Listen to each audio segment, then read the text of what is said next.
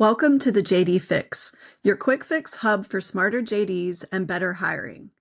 Our episodes will cover before and after job posting rewrites, using AI tools to create better job postings faster, scaling consistency and cutting the chaos through templating, compliance checks to keep your job ads clear, fair, and risk-free, plus trends and best practices to stay ahead in JD writing. I'm Heather Fenty. Whether you're an HR pro, recruiter, or hiring manager, I'll help you write better job posts fast. No junk, just 15-minute or less episodes packed with helpful tips. Subscribe now, and let's fix your JDs one post at a time.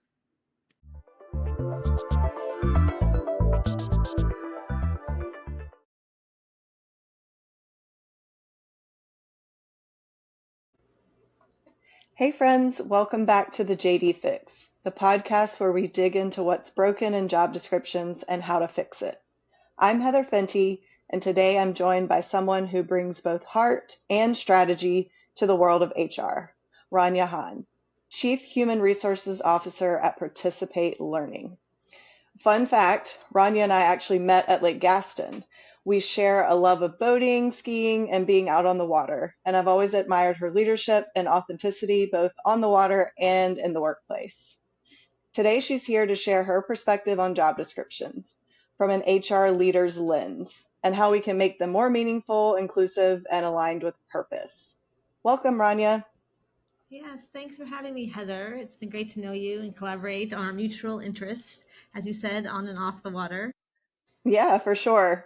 And we have to do another, what's the name of the place in Durham over by your office that we went Oh, to? yes, Boxyard. Yes. Boxyard. Yes, that place was Yes. awesome. I haven't been back since the HR meetup group, but I need to get back out there again so we Yes. can Yes. visit. All right, so I have a few questions for you. The first one is from your perspective as an HR leader, what are some of the most common ways job descriptions fall short in today's talent market? Yeah. So when you asked this question, the first thing that came to mind is job descriptions that are too long. I think in today's environment in the workplace, people don't have the time to read 4 pages of responsibilities and duties.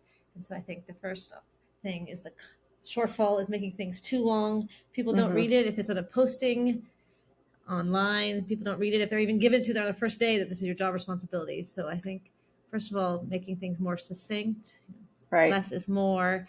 And also I think, and then my second comment after that would be making things too specific. Most jobs do have these overarching core responsibilities, but I do think details are constantly changing. And so having more general descriptions of the responsibilities and not getting too specific. And by avoiding getting too specific, you also avoid getting too long. So Yeah, both of those things. that makes sense. Leave a Yes. little wiggle room. And Yes. I've noticed too, some groups that we've worked with have kind of an internal job description, and then they have external postings or job ads. So they try to shorten what they actually put out there online, even if they are required, compliance related or whatever, to have the job descriptions that are for, reviews and things like that. Yes. Yes, but I also think a lot of job descriptions can have different tools, specific tools listed or things, and those also can be changing. So I think being a little more general into saying using a customer management system to manage data as opposed to naming the actual one, because that could be subject to change. Just little things like that can be helpful. True. Yeah. Keeping job descriptions more current and not having to feel like you have to update them every 6 months when something's changed internally within the business. Totally. Yeah. Especially with all the new AI tools and everything, I feel like stuff is always changing. And with CRMs, a lot of them they have similar functionality, even if it's between Right, one or the exactly. next. Yes. So that makes Yes. sense. Yeah. Cool. Okay, great. So my next question, so Participate Learning is a certified B Corp and purpose driven. How do you make sure that heart and mission show up in your job descriptions? Yes, I think we try to start with kind of a hook, like you would in a presentation or a story or something of about our impact. We start with the line, love what you do and why you do it, at the top of our job descriptions. We really try to intertwine the impact and what the employees will be contributing throughout Certainly we list like the requirements, the responsibilities, things like that. But we try to touch on how their impact in that role will impact the overall business and the mission as well. And we Yeah. try to, and that's in the document too, but they also need to see that come to life when they actually work here. And we try to do that through our onboarding when new hires are starting and ongoing career development that employees are part of. Yeah, that makes sense. Yeah, it's interesting. I've seen in the last couple of years more mission statements in job descriptions or job postings turn into impact statements. I think that impact word really has a lot of weight, especially with, Gen Z and different generations. People just care about what the mission is and what their impact will be too. Yes. And I know we're focused on job descriptions today, but I think that's also helped us with other parts of our HR function as well. Because I Hmm. think, for example, during post pandemic, when during the great resignation, a lot of companies are seeing a lot of turnover and people leaving because we had that impact embedded in everything we do. Saw very low turnover rates and we're not suffering the great recession that a lot of other employers were suffering from. That's awesome. That's good to hear. All right. So the next question I have, what's one outdated job description habit you'd love to see companies let go of? Yeah, so this ties a little bit to my answer to your first question, but listing every Yeah. last responsibility.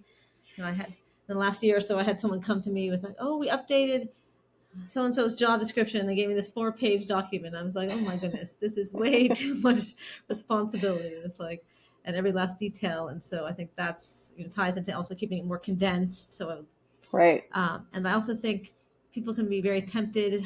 Managers can be very tempted to base it on the person in the job Mm. and Mm-hmm. not what the job entails. And so I think that's also a habit to think about, like, what does the business and department actually need? Sure.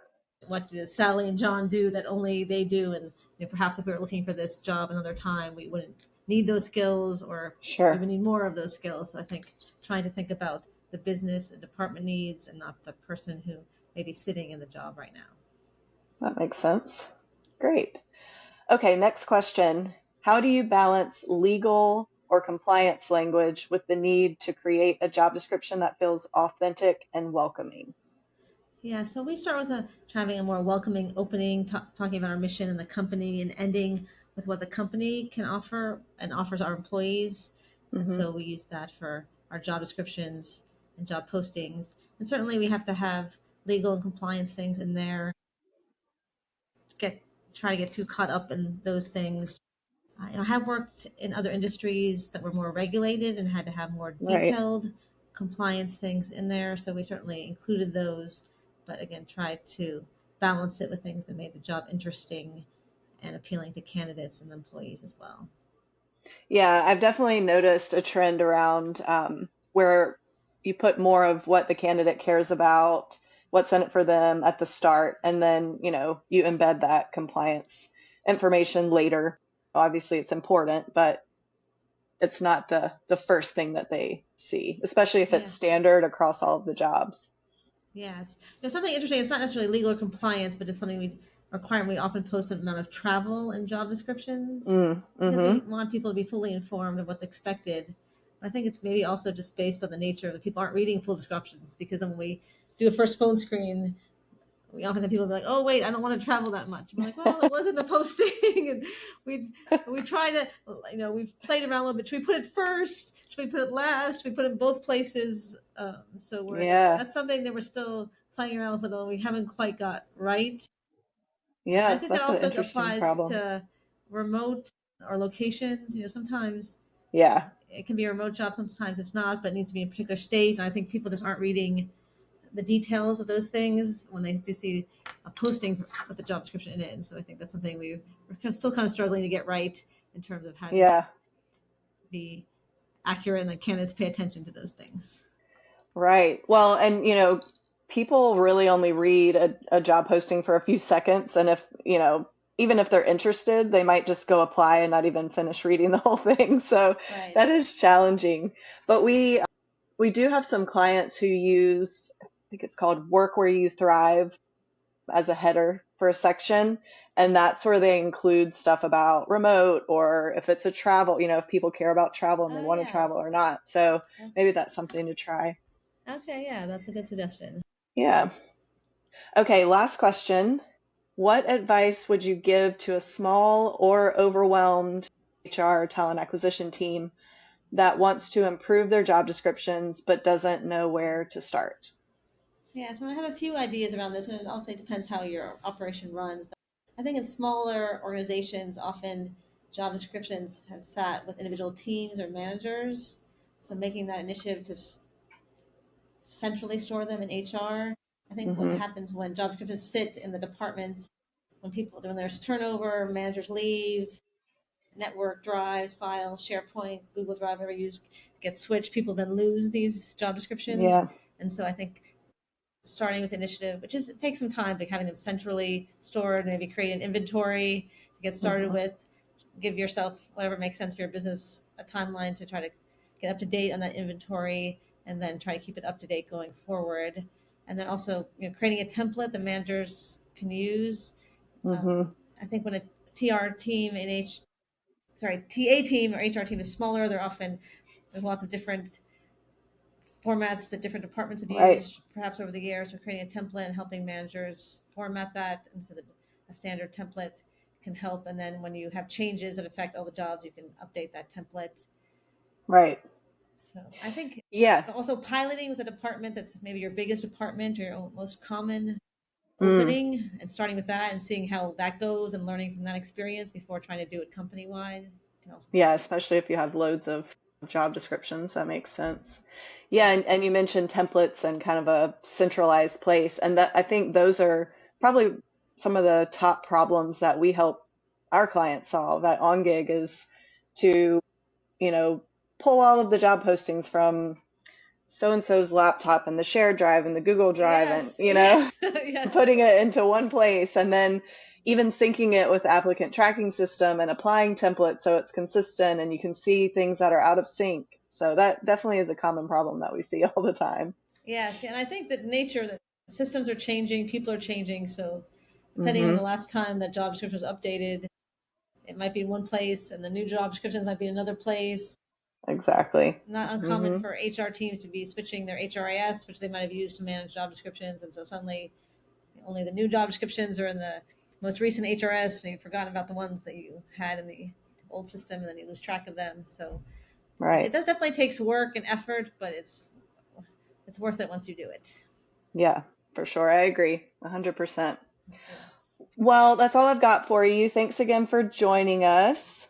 It's been great Yes. talking with you today. Yes. It was fun to connect and talk about this. Good. Well, if you want to connect with Ranya or learn more about Participate Learning's mission-driven work, you can connect with Ranya on LinkedIn. I'll also put some links in the show notes. And as always, if your job descriptions need a little love, we're here to help. Happy hiring.